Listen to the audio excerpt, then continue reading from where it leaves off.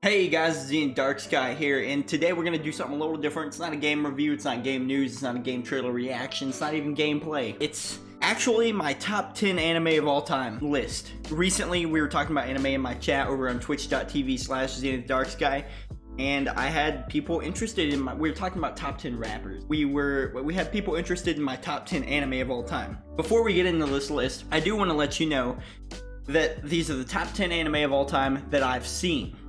I took a significant break from watching anime for a large portion of my life, and I actually hit on that because of an anime here. You know, I haven't seen Attack on Titan, sorry, and there's a few other newer anime that I haven't seen that people are going to be sad that aren't going to be on this list. Now, some of this is going to be nostalgia. I didn't go artistic, I didn't go technical quality, okay? I did, like, that stuff obviously I take that into account here, and you're going to hear it.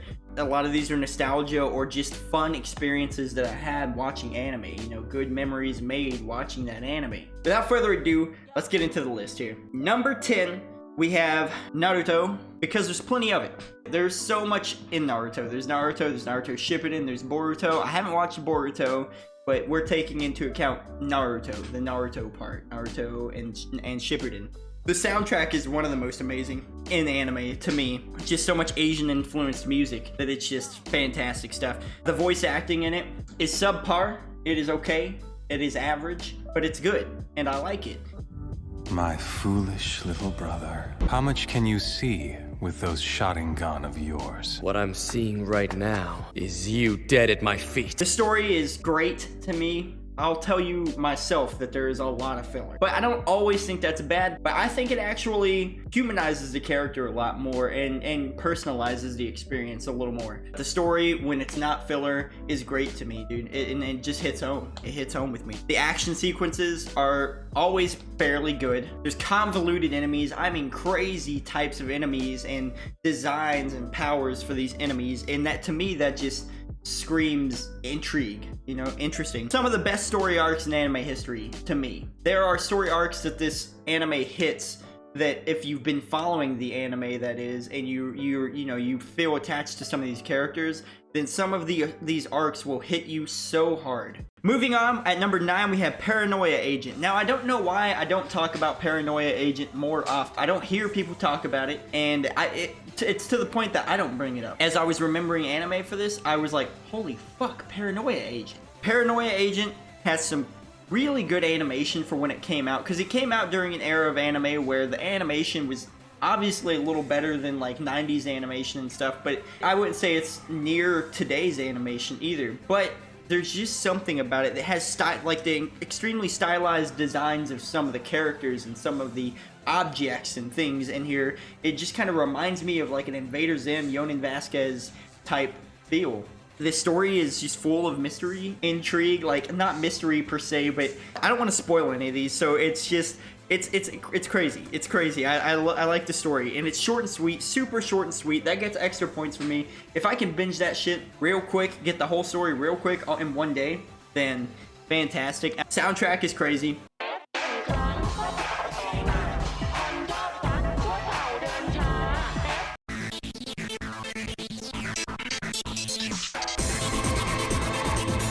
I like the soundtrack a lot, and the ending of it leaves me wanting more, and not all anime do that to me. This ending left me wanting more.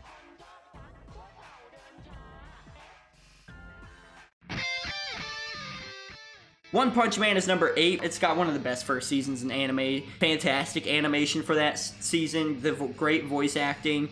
The show in general just has amazing character design, and the second season brings it down on animation alone. That's why it's so far down the list. Also, it's not finished, so it's lucky it got put on the list in the first place. Number 7, I have Ergo Proxy, one of my favorite anime of all time for sure. It's on my top 10, obviously.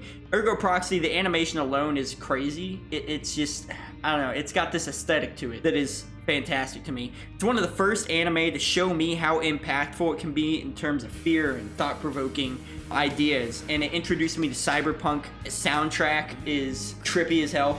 I want to tell you about specific moments and stuff where the soundtrack really gets eerie and really gets good.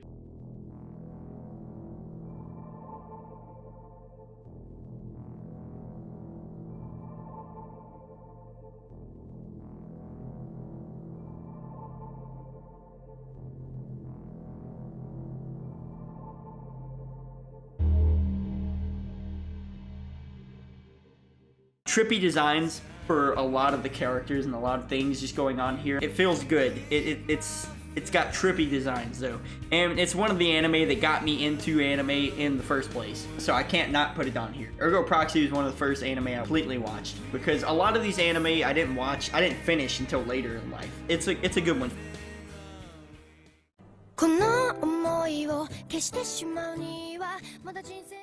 Full Metal Alchemist Brotherhood. The animation, fantastic. The voice acting, fantastic. The story, fantastic. The action sequences are genius. They're not always the best. I've got a few in mind that certain action sequences are just a little lacking, I guess, but the action sequences in general are very thought-provoking, because the way they make the alchemy work and stuff sometimes is just crazy. Here's where I'm gonna get a little hate. The ending is lackluster, but the rest of the anime carries it for sure. Just because it's an ending that, as you get closer and closer to the ending, in my case specifically, I saw parts of it coming. The ending is still good, but overall, Full Metal Alchemist Brotherhood is fun. And that's why it's so high up on my list, is it's just fun, dude. It's a fun time. Don't get me wrong, there's some moments in there where you're like, oh man, I hate watching this, but like, not for a bad reason, but whew, either way, anime's fun. It's very fun to watch.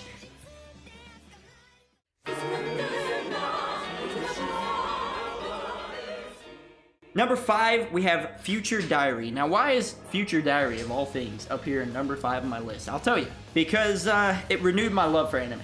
I had taken a break for a period of time and not really watched any anime, and I watched a little bit when I went to friends' houses and stuff like that. I didn't watch and finish anime a lot for a good period of time there. And then a friend brought over Future Diary, and me and some friends all watched it, and dude, it renewed my love completely for anime. The animation is crazy. There's twists in this anime that I didn't fucking see coming. Like, it gets convoluted. Can you say convoluted? Because I can, and it gets there.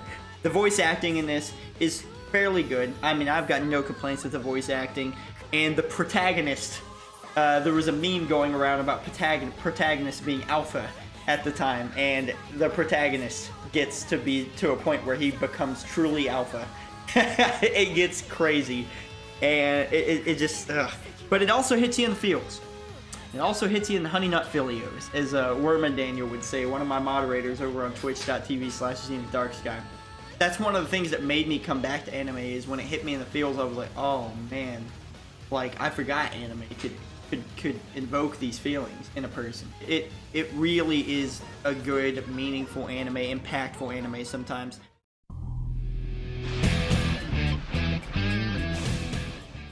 Number 4, we have the Dragon Ball series. I'm just gonna shoot through this real quick because I know a lot of you guys aren't gonna like that I put it so high up on the list. You've just gotta understand, I've got so many good memories of watching this anime with my brother and just watching. It's just super, super nostalgic for me. And this is excluding GT because fuck that. But it's just non-stop action, dude. It's non-stop adrenaline-fueled action. It's nothing but fun.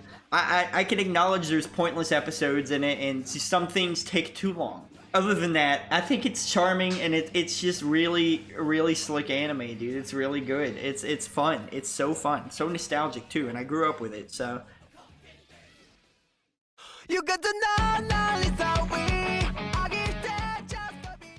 number 3, we have Parasite the Maxim. If you guys haven't watched this, you should. It is a great anime. One of the best. After Future Diary got me back into anime, Parasite the Maxim is probably one of the first ones after that I finished on my own. It's great. It's a great story. It lacks a little during the middle. Overall, there's still intriguing episodes, still intriguing things that happen, but still really good to me. Fairly short and sweet, and I like that. The animation is amazing to me. Whoever did the animation for this, for Parasite the Maxim, it certainly felt like a passion project on their part. The designs of some of the characters and some of the enemies and stuff is trippy and thought-provoking, and I love it. And it's got, to me, Parasite the Maxim, just when I watched it, I just felt, you know, when you beat a video game or something, you feel complete, have a complete feeling. That alone, put together with all my points for this anime, make it one of the best anime, one of the best stories in anime history to me.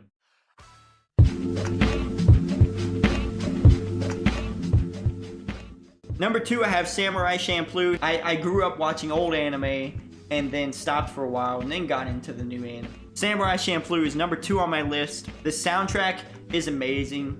R.I.P. Nujabes, one of the best lo-fi hip-hop producers, that's what we call it now at least, lo-fi hip-hop producers ever, and it just makes this anime pop. It just makes it amazing.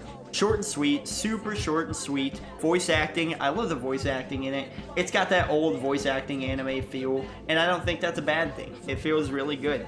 The story is great, dude. The action sequences are some of the best to me in anime history.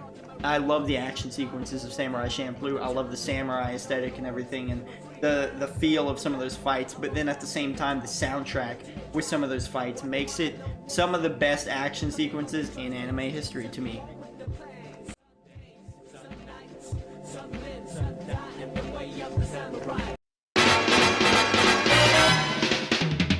And number 1, I have Cowboy Bebop. It's short and sweet. Voice acting is amazing. Steve Bloom, oh my god, bro, like one of the best voice actors ever to me, for sure. Like a hero of mine, pretty much. The story is incredible. The animation, to me, I know it's got that older aesthetic, but I don't think that's a bad thing. I would say the only, like, the number 1 reason why it puts this Cowboy Bebop in my top 10 anime of all time is it has the best ending to me, possibly the best ending in anime history to me. That ending is crazy, dude. I'm not gonna spoil it. It's good. It's just so good. I do have a couple honorable mentions for this list. First on the honorable mention list, I have Code Geass. I really wanted to put it on the list. If I were to put it on the list, it either would have been at number 10 in Naruto's spot, or number 4 for Dragon Ball spot. The nostalgia of those ones just beat it out to me. I feel good when I think about those. I feel good when I think about Code Geass. It's good. It's a good story. But do I feel as good about Code Geass as some of these nostalgic anime make me feel? I don't know. You know, Code Geass has an amazing story, and I still recommend it. If, like I said, if it was on my list, it'd be number 10 or number 4 for sure. And I would have no problem with it being above the ones that it would be at number 4, or just being at number 10 to be on the list. And my second honorable mention is Death Note, of course. I do have to say I think it is a little overrated. I like it, don't get me wrong. I like Death Note, I love Death Note. You know, the first half of the anime is fantastic. The second half of the anime drags it down a little bit, and then it ends crazy. And it's a good ending. I like the way it ends. And it's just, you know, it's another one that I would have no problem putting it at number 10 or number 4. Either way, that's my top 10 anime of all time that I've seen list.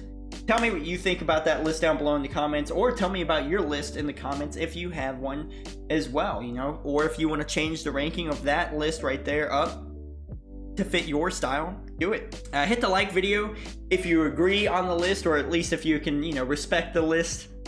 I know I'm gonna get some hate for a couple of those being on there. I know I am, but I can't help it, dude. Nostalgia. Share it around so you can get your friends' thoughts on what their favorite anime are, or so you could just get some good ideas for some good anime to watch. I would recommend watching every single one of these. Obviously, Dragon Ball and Naruto, those ones are long form, so you want to put some time aside for those. But the rest of these are fairly short, so I'd check them out if you haven't already. And be sure to hit that sub button, because 96% of you guys are not subbed. Please sub. Hit that sub button, guys. Anyways, I'm Zenith Darksky, guys. I'll see you in the next video. Thank you so much.